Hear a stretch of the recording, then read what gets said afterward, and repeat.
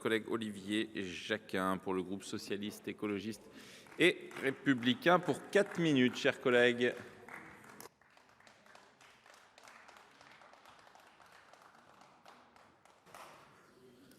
Monsieur le Président, Monsieur le Ministre, et heureux que vous étreigniez avec nous vos nouvelles fonctions. Madame la rapporteure, Monsieur le rapporteur pour avis, cher Philippe Tabarot, chers collègues, ce texte est intéressant. Et comme d'autres avant moi, je veux remercier chaleureusement Philippe Tabarot, qui est bien souvent mon complice dans les affaires ferroviaires. Mais peut-être pas aujourd'hui. Ce texte est intéressant parce qu'il vient pointer la dichotomie que nous devons avoir en tant que législateurs. En effet, le spécialiste relativement des transports que je suis pourrait presque valider cette proposition de loi dès lors que je ne sors pas de mon champ d'expertise.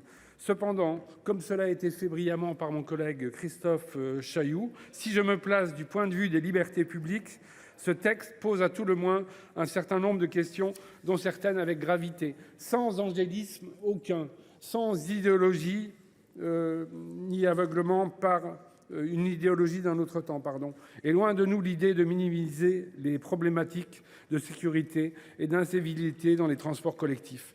Je suis, et nous en sommes, des usagers fréquents, et même pour certains au quotidien. Et parce que le groupe socialiste ne les minimise pas, ces questions, je veux concentrer mon propos sur le travail des agents dont la mission est justement de protéger et assurer la tranquillité des usagers.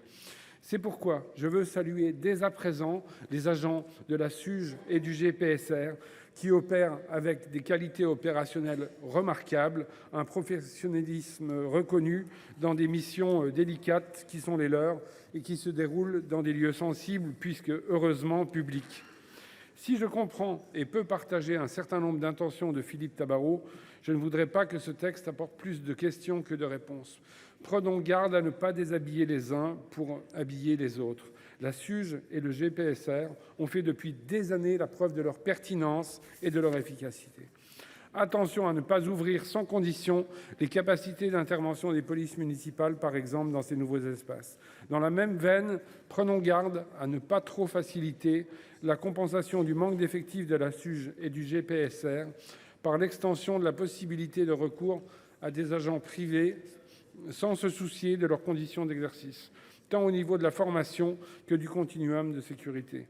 Sans parler des aspects financiers. Oui, le recours à la SUGE est plus onéreux que certains opérateurs privés. Par contre, mettons-les en permanence en adéquation, ces moyens, avec les missions qui sont les leurs et les moyens d'action qui leur sont confiés. Prenons garde à ne pas créer...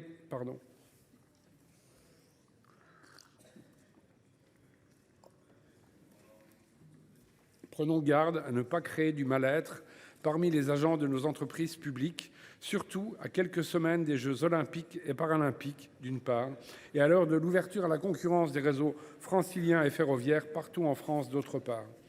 Après différents échanges avec les syndicats, il apparaît que l'État leur délègue d'ores et déjà une partie de ses responsabilités sans contractualisation ni transfert de moyens économiques ou humains correspondants.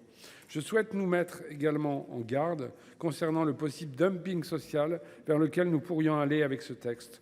D'autant plus que l'ouverture à la concurrence complexifie la lisibilité des responsabilités de chacun et donc de l'efficacité du continuum de sécurité.